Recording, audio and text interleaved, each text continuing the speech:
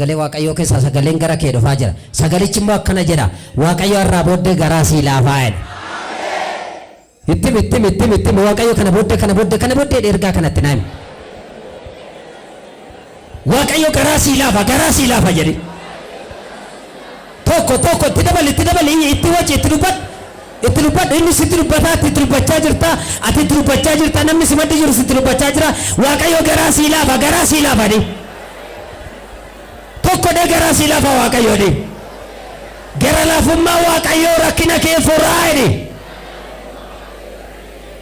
Walumaa kaasi marga kee ilaa namni garaa sitti jabaate biyyi garaa sitti jabaate hojiin garaa sitti jabaate waaqayyo har'a namoota garaa laafuuf qabaas keessa. Kiristoos gara laafessa kan ta'e warra abdii isaanii kutanii har'a hin gargaara. Akka namaa sitti fakkaati waaqayyo garaa sii laafaame. Mata duricha akkas jedha waaqayyo garaa siif laafa. Yeroo waaqayyo gara nama lamaaf laafu maal faana akka ta'u dubbii waaqayyo keessaa iddoo tokko laalla. Gara Yesuus dhufee jilbiffate fedha kee yoo ta'e na qulleessuu dandeessaa jedhee kadhate. Kanaaf Yesuus garaa laafee fi hiixatee qabe fedheeraa qullaa ittiin jedhe. Egaa inni kun Marqos boqonnaa 1 lakkoofsa 40 irra dhaxxanii ilaaltan nama lamxaa nama dhagnisaa baay'ee madaa'e baay'ee foolisaa kan nama hin teechifne tokko dubbata. Marqos boqonnaa 1 lakkoofsa 1 irratti bakka kana irratti egaa gooftaa Yesuus Kiristoos namarraa adda ba'e. Namni lamxiidhaan qabame nama keessa jiraachuu hin danda'u. Akka namaa nyaatu gabaa dhaquu hin danda'u. Mana amantaa seenuu hin danda'u. Dhukkubi isaa nama hin ajjeesa waan ta'eef duubarratti mul'ata. Gogaa isaa madeessa. Kanaaf namni akkasii kophaatti dhoowwama. Hawaasa keessa adda ba'e. Merga golkaafadha. Yaa nama sammuu namaaf nama keessa adda baate iyyaameen jedhe waaqayyo gara namaatti asi dabalaa jedhe. Amma kana booda hangafa taatanii nama si maddi jiru kana. Rakkinaan kan adda baate jedhe itti waji. Dhibeedhaan kan adda baate jedhe. Waaqayyo kana booda gara namaatti si deebisaanii. Iddoo kanarratti namni dhukkuba kanaan qabamu kophaa jiraata. Guyyaa 7 qorannoo irratti godhama. Karaa luboota kophaata. Yoo dabbasaan irraa dhume, yoo gogaan addaate, yoo gogaan addaachaa deeme, yoo gogaarra darbee lafeetti seene. Kanaaf dhibeen kun dhibee lamxii jedhama. Baay'ee ulfaatadha. Dhukkubni kun namatti darba. Nama baay'ee fixa. Kanaaf ariifannoodhaan namni akkasii kophaa ta'a. Biddeen akka saree kophaa kaanii fi biraa baqatu. Maaddii achi kaanii biraa baqatu. Dhukkubni isaa namatti darba. Yaa nama namni waa'ee kee irraanfate kophaatti adda kan baate firarraa, haadharraa, abbaarraa, hojiirraa, hiriyaarraa ol kaafadhu harka kee. Kiristoos irraa booddee si wajjinan ta'a jedhe.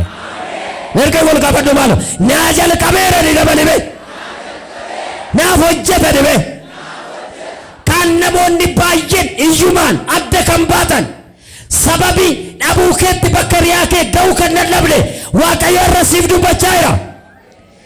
Sababii dhukkuba keetti akka riyaa keetti deemuu kan dadhabne dhabuu keetti sababii maallaqa dhabuu keetti sababii beekumsa dhabuu keetti nama gajjallaattoo bilaalaa kan jirtu waaqayyo irra ergaa siif fideera. Garaa sii laafaa rakkina keenya fuudhaa jedhe waaqayyo.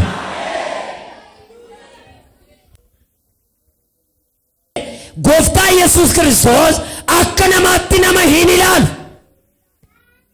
Akka yaada isaatti malee akka yaada namaatti hin jiraattati. Isa gara laafessa isa nama hundumaa ija tokko ilaalu duratti dhufee jilbeeffate namichi dhukkuba lamxii qabu kun na qulleessuu dandeessaa. Doktorri na dadhabeera. Hiriyaan na dadhabeera. Maallaqni na dadhabeera. Qorichi hedduun na dadhabeera. Ati na qulleessuu dandeessaa yoo fedha kee ta'e. Yesuus garaa laafeef.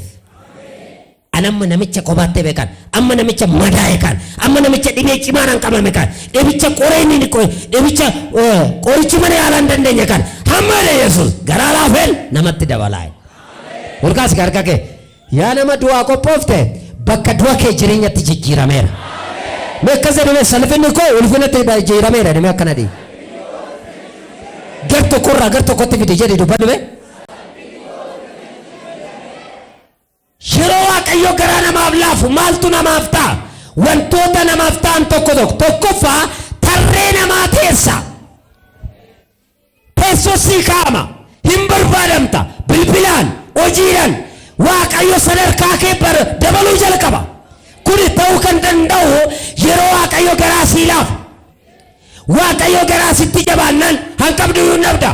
Fayyaa qabduu dhabda. Hojii qabduu dhabda. Diinagdee qabduu dhabda. Yoo waaqayyo garaa sii laafe garuu rakkina kee hannamaa furmaatan taane furmaata ta'a. Aroo asuma kaafadhume. Waaqayyo akkana jedhe saba kana keessaa namoota guyyaa irraa kana gara waldaa kanaa dhufan baay'een isaanii waaqni garaa natti jabaate kan jedhaniif ani garaa sii laafadhe Waaqayyo. Amin jedhe garaa sii laafadhe Waaqayyo. Hallelujah. Yeroo waaqayyo garaa sii laafasi diina keetti immoo waaqayyo garaa jabaata. Dhibeetti immoo garaa jabaata. Sirraa rukuta waaqayyo. Wanti hundumtuu waaqayyoof danda'ama dhaamee dabalaati.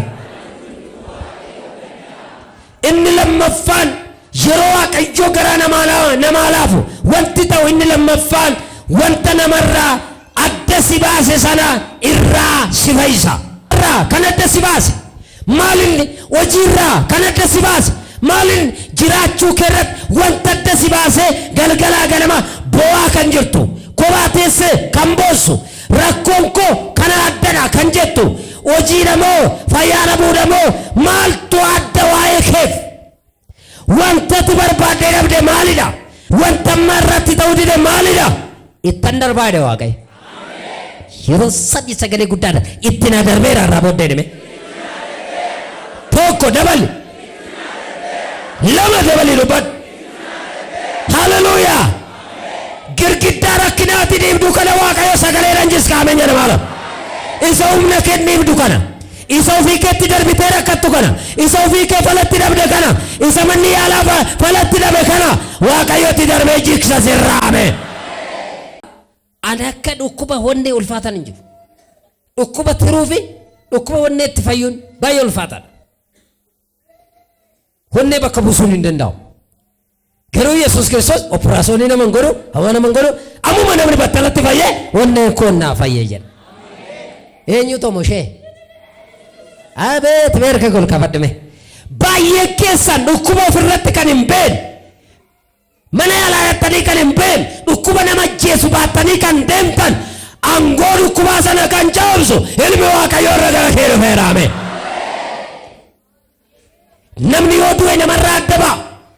Namni yoo dhukkuba lamxiin qabame namarraa adda ba'a. Namni dhukkuba lamxiin qabame fayya jedhamee yaadamu. Kanaaf biyya balleessa, hiriyaa balleessa, maatii balleessa, dallaan kophaatti ijaarame nyaanni akka saree achi kaa'amee fi biraa baqatanii inni kophaasaa nyaata adda ba'e. Bakka namaa taa'een nyaatu, bakka namaa taa'een dhugu, akka namaan uffatu. Maqaan itti baafame dhukkuba lamxii jedhame. Maqaan sitti moggaafame gaadatti kan galte. Maqaan sitti moggaafame yaaddoo addaa kan qabdu arra sitti dubbata Waaqayyo. Waaqayyo akkana jedhe isaati dhoksaatti galtachi si baaseen adda baabaa bal'aatti si baasan. Meena baasa kan jettu kana booddee ba'uun kan kee haa ta'u. Cabsitee ba'uun kan kee haa ta'u. Fayyuun kan kee haa ta'u. Geeddaramuun kan kee haa ta'u. Bilisa ba'uun kan kee haa ta'u.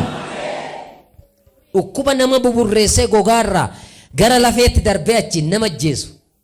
Namicha gaafa du'ee achi fuudhanii qorichaan adoochanii bakka namaatti awwaalan reeffi isaayyuu warra kaanitti darbee fixa waan ta'e. Akka dhukkuba koronaa isa yeroo jalqaba biyya dhufe namni hundumtuu akka gaarii harree garaarra luugamantee deemtu namni hunduu afaan luugamate. Waaqayyo dhaloonni kun oduu baay'inaan na dhiisaa jedhee akeekkachiisa kenne waan. Kanaaf namni hundumtuu afaan sarraa maaksii hidhatee deemaa jira. Hundumtuu afaan sarraa waa baatee deemaa jira. Dhibeessaa namatti darba waan ta'eef inni sun immoo gogaadhaa gogaatti darba. Yoo nama tokko nama mammadeessa. Yoo nama tokko waan baay'ee namarratti hojjeta. Yoo nama tokko yeroo tokko namoonni akkas jedhu gorsitoonni tokko harka keessanitti gilaafii kaaddaa gizee mataa namaa rukuttan gizee nama rukuttan dhibee baay'ee taasisee darba. Erga dhibeen namaa nutti darbe maali Yesuus nu keessa darbee nama fayyisame mirga keessa ol kaasa. Ana kanaa isa jiraare jira Yesuus jiraame. Sochoosaa harka keessa waan siidhaamaa dhagaye. Har'a waatu si keessaa ka'a. Sochoosi ka'a. wanta namarraa adda si baaseedha Waaqayyo garaa si laafeen toora namaatti si deebisaan. Waan namarraa adda si baase Waaqayyo Waaqayyo asas si deebisa gara namaatti dha Waaqayyo.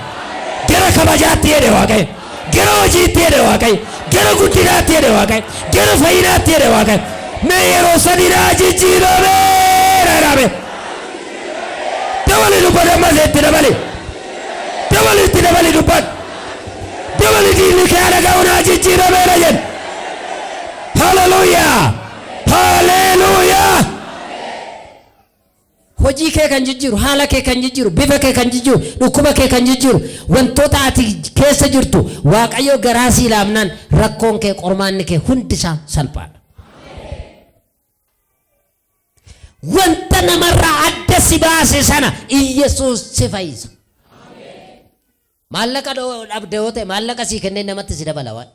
Mana dhabde yoo ta'e qixxee namaa si dhaaba Waaqayyo. Konkolaataa dhabde konkolaataa sii kennee qixxee namaa akka dhaabattu godha Waaqayyo. Sochoosi harka kee. Hamma dhukkubni lamxiin jiru maal? An dhukkuba lamxii caalu asi qabatee jiru jira. Galgalaa ganama namarraa adda kan si baasisa. Isa Waaqayyo kasitti maa jiru sochoosi harka kee. Akka saatti kan si rakkise maali? Mee hoo rakkise harka kee. Dhaggeeffadhu.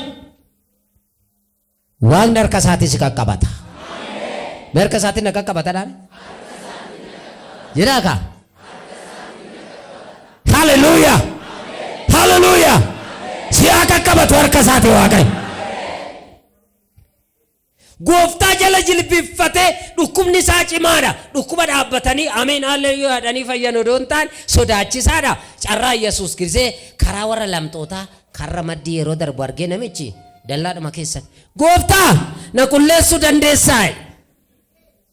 Achumaan laaleeti qullaay garuu isa takkannaan jedhan jedhin dhukkubni kun dhukkuba cimaa waan ta'eef akka humni koo si fayyisa namni namanu luboota bira dhaqee olaal gogaan kee gogaa irratti marga humni koo si keessa darbeera dhibeen kun deemee waan hin mul'anneef garuu dhattee namatti hin dubbatin waa'ee fayyina kee hawaajin hawaajin garuu fayyisee taati walgaasi garga kee hawaaj hawaaj hawaaj amma halkanii guyyaa kan labsas keessa jirame ameenyan. Dhibee kaanserii, dhibee HIV algarratti si ajjeesuudha kee Waaqayyo dhubaatiin beekin sirraa kaasa.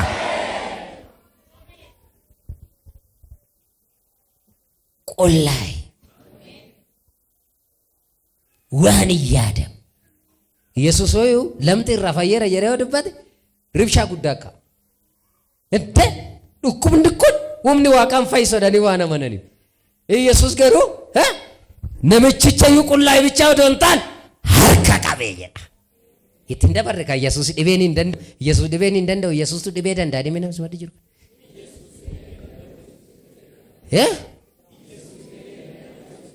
Waruma harka hin qabatu kan Yesuus dadhabaa harka qabate ameen jedhe maalo. Dhukkubsataa harka qabate ameen jedhe maalo. Dhibee daddarbaa harka qabate ameen jedhe maalo. Waaqayyo si wallaalaa si gargaara. Namni gaafa fooliin ilkaan keetii congarraan affeellameetti nama fooliin ilkaan keetii sirrii ta'uu dide namichi kun ji'a ja'aan guutu hin du'eetiitti. Dubartaan kun afaan ajaa'ee foolishii du'a jedhetti. Namadhaaf namni tonkolanyaadha. Yeroo ati tasasee deemtu waan gaarummaa kee yaaddi. Yeroo ati bira dabarte immoo yeroo namitti si bira dabarte immoo dhukkuba sitti qabdee qodaa gaadaa lama baatee kan deemu. Akka namoonni mi'a mana keessatti biiffee keessatti qodaa naqanii kan deema yaada waa'ee kee daraddaree kan garaatti baatu lakkoofsan qabu ol kaasaa harka keessan. Warri yaada Kiristoos baattanii deemtanii har'a Yesuus garaa sii laafaa. Waaqayyo garaa sii laafu yeroo sii garaa sii laafu diina keetti immoo maal ta'a? Jedhime dubbadhu. Yeroo sii garaa sii laafu diina keetti immoo garaa jabaata. Maal yeroo afur itti naa dubbadhu nama simadii jiru. Yeroo waan garaa sii laafu diina keetti immoo garaa jabaata. Yeroo Waaqayyo si garaa sii laafu dhukkuba keetti immoo Waaqni garaa jabaata. Mana warri duuba sun hin dubbattani Waaqayyo dhukkuba keetti garaa jabaata. Ameen jedhe maalo. Dhukkuba dhalli kee wajji wal bare Waaqayyo gargar sirraa baasa. Rakkina dhalli kee wajji wal bare Waaqayyo sirraa gargar baasa. Qormaata dhalli kee wajji wal bare Waaqayyo gargar si baasa. Ameen jedhe. Dhukkuba wajjin hin duutu namni maqaa dhukkuba keetiin siin boo'u. Namni maqaa dhukkuba keetiin siin ba'u. Wayyoo kaa dhukkuba sombaatiin duute. Jedhee namni seen akkasiin siin ba'u harka ol kaafadhu. Wayyoo kaa dhukkuba kulaaliitiitiin duute seeniin jedhe. Harka ol kaafadhu. Dhukkuba irraa gargar baateeti Iyesuus immoo si wajjiniin ta'a.